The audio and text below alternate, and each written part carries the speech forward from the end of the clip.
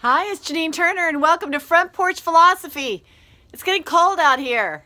How are you? I'm going to have to do this out here on the porch, come rain or come shine, just like the U.S. Postal Service. How you doing? Okay, so let's go retro. I'm still holding the camera. I hope to figure this out. My millennial daughter came home for a few days, but everything's falling. Hang on, the book's falling, the camera's falling. But we didn't have time to figure this out. I ordered a gadget, but it didn't work. I love Amazon, by the way. I order off Amazon all the time. You name it. Scott towels, dog food. Do you? So hi, welcome to Front Porch Philosophy. I'm Janine Turner. I'm not a professional philosopher, but we're just out here philosophizing and trying to have a conversation. We're going to cultivate conversation. And we try to think of things and we talk about things that then we can go out with others and actually have a conversation with them on our front porch or anywhere. That's what we need to do. So we've had a very interesting past few days. And today, have you subscribed to your newspaper yet? But before we get going, we have to go retro. Remember, Front Porch Philosophy, we go retro, but we are going to take our deep breath. Are you ready? Okay.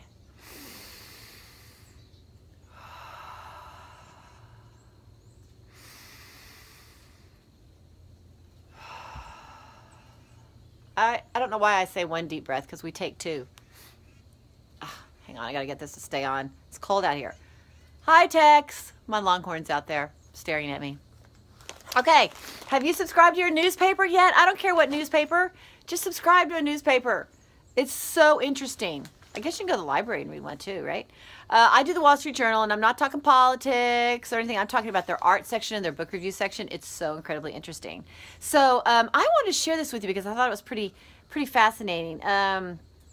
This is with Erica Comazar, and an interview with Erica Comazar by James Toronto.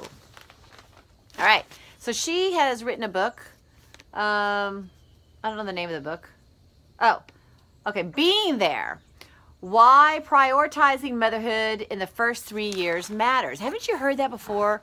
In regard to like the first 3 years, it's all sort of over after the first 3 years. It's really important what you establish in the first 3 years. I've heard that.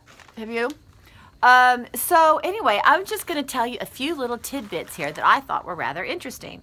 And I'm giving up on having my blankie stay around my neck. Okay, it's really hard to do this and hold the camera at the same time. All right. Babies are born. Cites a view of one neuroscientist, Nim Tottingham of Columbia University, that quote, that babies are born without a central nervous system, and mothers are the central nervous system to babies. Fascinating, right? Especially for the first 9 months after birth. So what does that mean? Quote, every time a mother comforts a baby in distress, she's actually regulating that baby's emotions from the outside in. After 3 years, the baby internalizes that ability to regulate their emotions, but not until then. Isn't that interesting?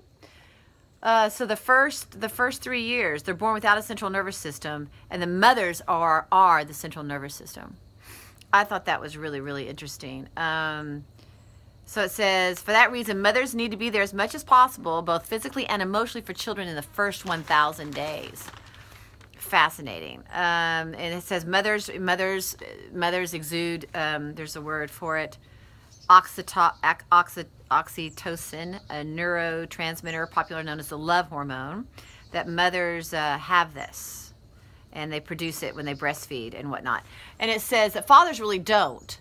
Mothers produce more of it than men do, which is why fathers aren't as well suited as mothers for this sort of sensitive, empathetic nurturing. I like this. This is when a mother of a crying baby, will lean into the pain, saying, "Oh, honey." A father is more apt to say, "Come on, you're okay. Brush yourself off." And they say children need both those things, but the child needs the mother in the earlier years, in the first 3 years, to give them that love hormone and to be their central nervous system, to regulate their nerves from the outside because they can't. Isn't that interesting? I just thought that was really, really, really interesting. Let me see if there's anything else. of import. I think that's about it. I mean, it's a really long article. But it talks about if the mother gets up out of the room and a stranger comes in, that baby will have stress reaction. Researchers sample the infant's saliva and test for cortisol, a hormone associated with stress. In a series of such experiments in which Ms. Comazar herself participated, quote, the levels were so high in babies that the anticipation was that it would, in the end, cause disorders and problems. So it's saying that the baby needs the mother. Fascinating. I've always heard that 3-year thing, but I didn't really know what it meant. Really interesting that they are born without a central nervous system, that the mothers are that. Central nervous system nurturing is so incredible. Consistent nurturing is so incredibly important. So, that's hard for women that have children that have to go to work, I had to go to work. I did. I took her with me, though, which was great. But, I mean, yeah.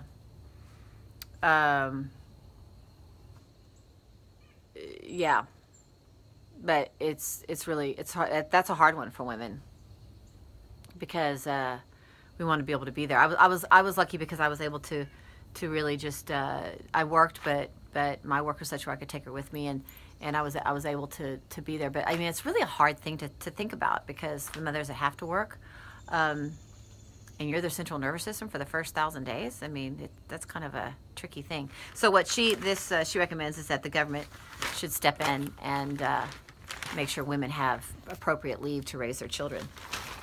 And that's a whole nother can of worms. Anyway, I thought that's really interesting that children aren't born with, babies aren't born with central nervous systems, and the mother is that nervous system. So anyway, I hope you have a wonderful, conversational, blessed, philosophical day. And I hope it's warmer than mine. All right, take care.